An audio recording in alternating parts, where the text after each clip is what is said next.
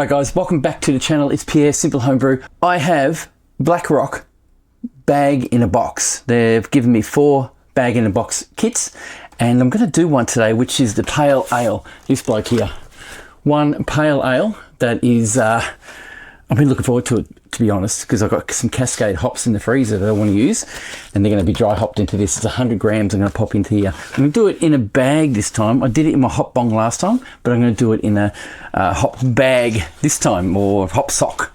So it's going to be dry hopped about 2 to 3 days in fermentation. So we're going to get stuck into it.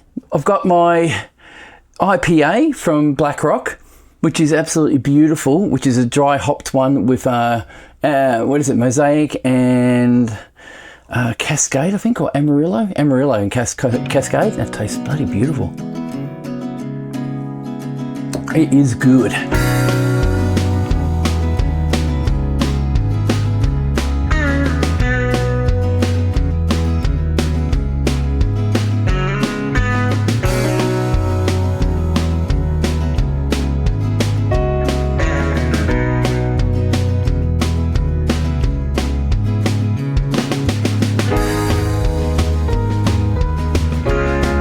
So we've got that bag. This is it here. But in the kit basically comes this bag, a instruction manual with hints and tricks, and US 05, Cephal US 05. Oh, you can't see it in that one.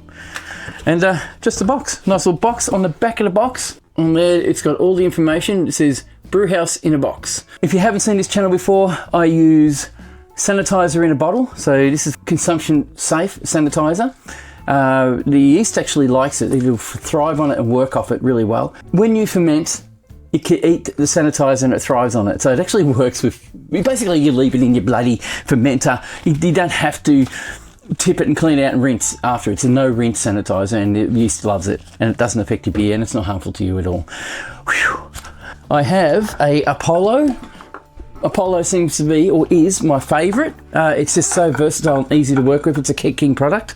I have to say to you guys, I'm not biased towards any companies who create products.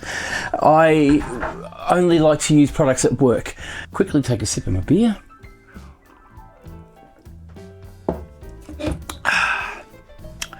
And we shall get started. This is so easy. It is absolutely phenomenal how easy this is. The process is as easy as pouring water into a fermenter, adding the yeast and waiting. In my system, if you haven't seen my videos before, which luckily a lot of people haven't, I have a filler meter from Kegland that measures the amount of water I put in my kegs and my fermenters. It also helps me control the water coming to the shed. Now, I built a pipeline from my front tap through the ground up into the shed, which is I'm using RV hose that is consumption safe, so we can actually drink through it, and it's filtered through a charcoal filter, which is at about 10,000 litres at the moment. Still got 4,000 litres to go before it needs changing, and that is what I use for water. I don't have the RO water. I don't use anything that's minerals free. The only reason why is I'm a home brewer. It's too expensive to set stuff like that up. I haven't got the money to throw at it like that, and the interest isn't there for it, and that's why I don't use it. I think it would be great to have. Now, look, if someone wants to throw one at me, go for it. I will do a video on it and show you what I think of it, and of course it's probably going to be good, but you know how it is. But anyway, on saying that, we need to now empty our fermenter of its sanitizer. So it's full of sanitizer, no leaks coming out the base of it or the bottom of it. I have a pickup tube inside the the fermenter, and it's been cleaned thoroughly just recently. So I'll tip that out and we'll start filling up the fermenter. It's under a bit of pressure.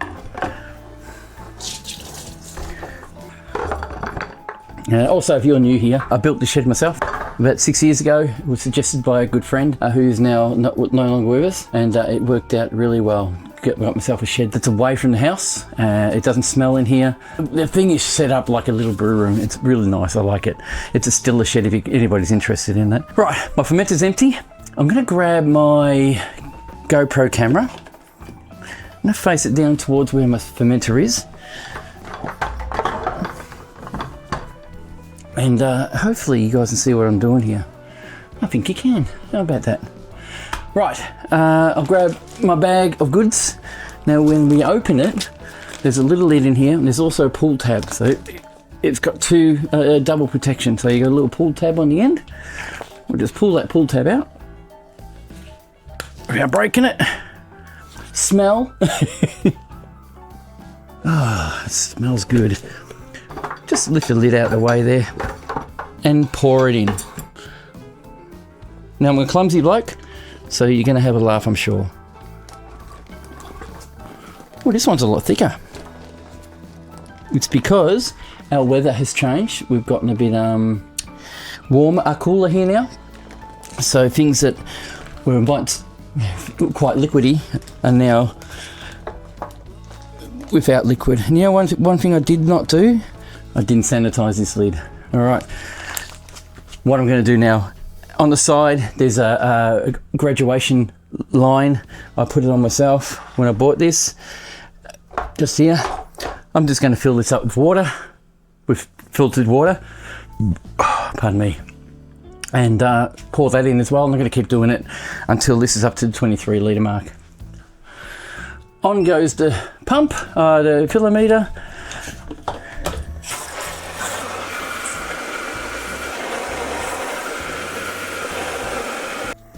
Right, the hose is going to knock my beer over. Right, where's the lid gone? Over here. Right, just stir it up in there. Oh, there's actually probably more water than there was. What do they call it? Extract. Anyway, I shall pour that in. Now again, hold it from the top, because if you hold it from the bottom, it's all going to come out as soon as you open the lid.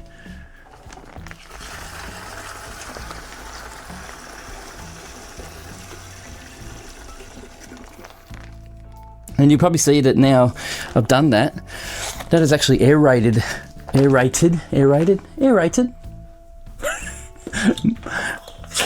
my work. So now I don't have to worry about putting oxygen in it. It's already oxygen all through it. I'll put a little bit less in this time so I can get a bit more air in it. Oxygen right through it.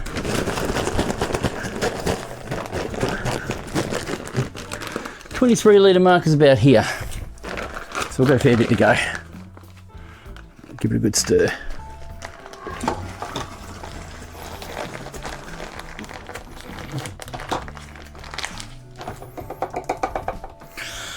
Right, that's fully rinsed. That'll do. Don't need it anymore. But what I want to do first is throw in this yeast so it mixes up in it while I'm pouring the rest of the water in. So that'll do now. That'll do pig. Spray it. What I did is I sprayed it with sanitizer. Just smothered it with it because we touch it with our hands. I should have done that with the bag as well, which I forgot to do, just not thinking. And I also sanitized my scissors.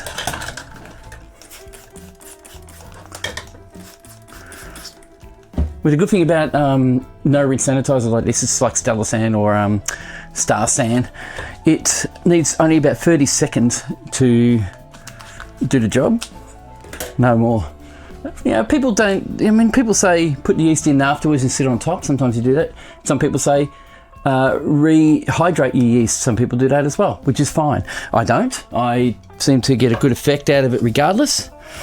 And I always put in halfway through filling, so it gets a really good mix in the actual brew itself when I'm doing it. I'm a bit worried now it's going to foam up before it reaches the maximum mark. Now the yeast is already mixed through, everything's ready to go. All I need to do is put the lid on, tighten her up,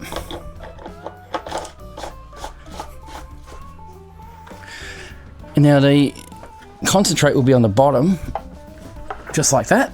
So I'm going to mix it through. I don't know if you guys can see that.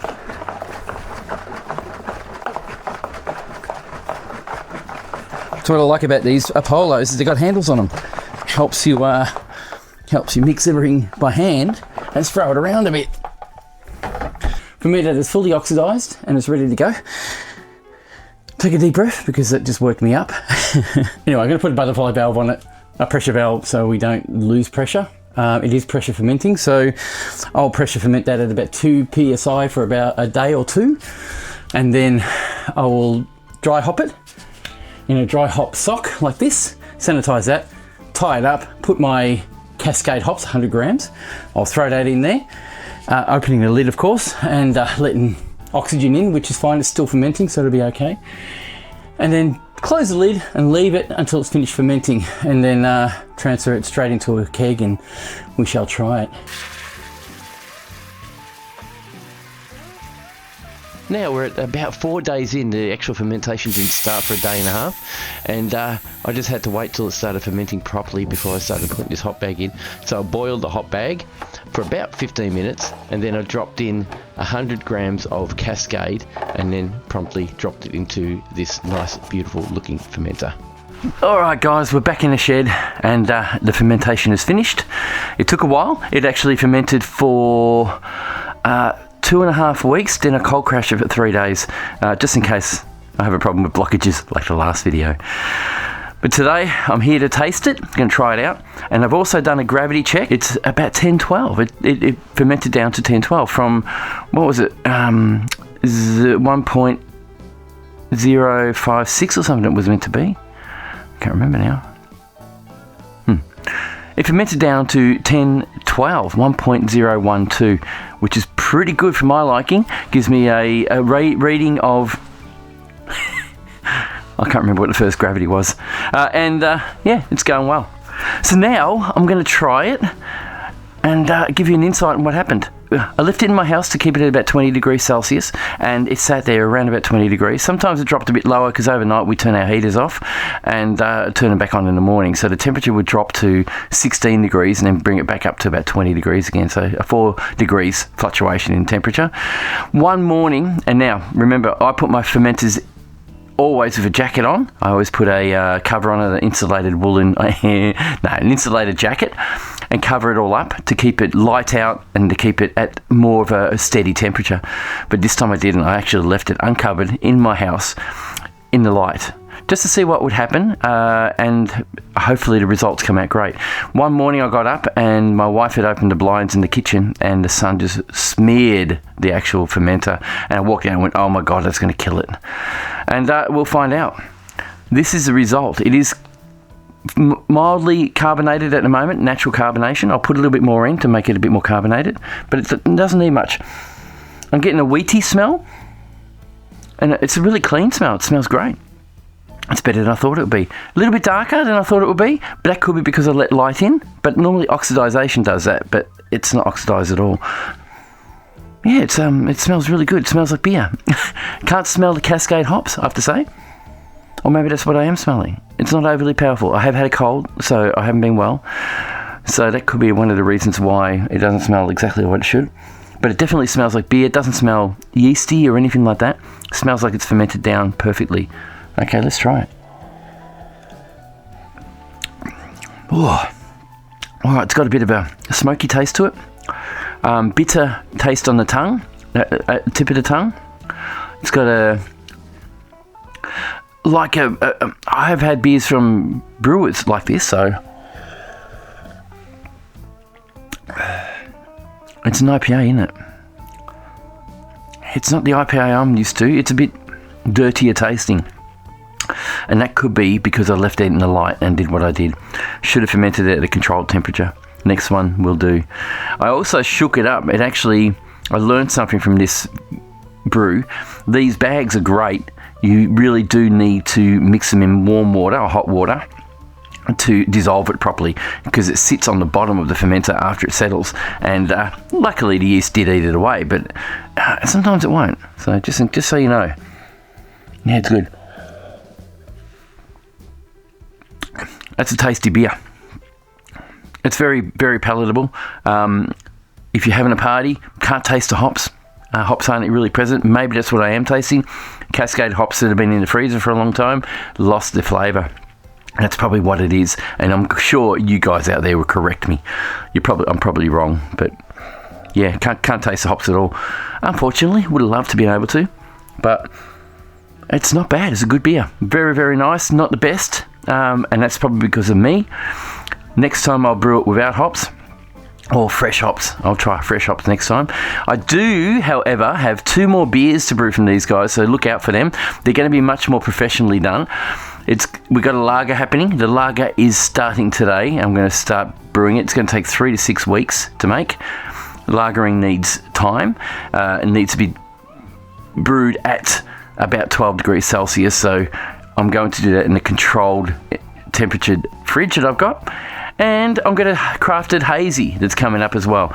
So these brews are supplied by BlackRock. Thank you guys for giving me these things. Now, I did have a giveaway 2 weeks ago, and one of the gentlemen actually gave me a photo of him wearing the BlackRock t-shirt. Thank you very much, and I appreciate all you guys watching this channel, supporting the channel. And remember, I have Patreon. Patreon helps supply money and funds to keep this channel running, and also your views and your thumbs ups or whatever you do in comments really help this video.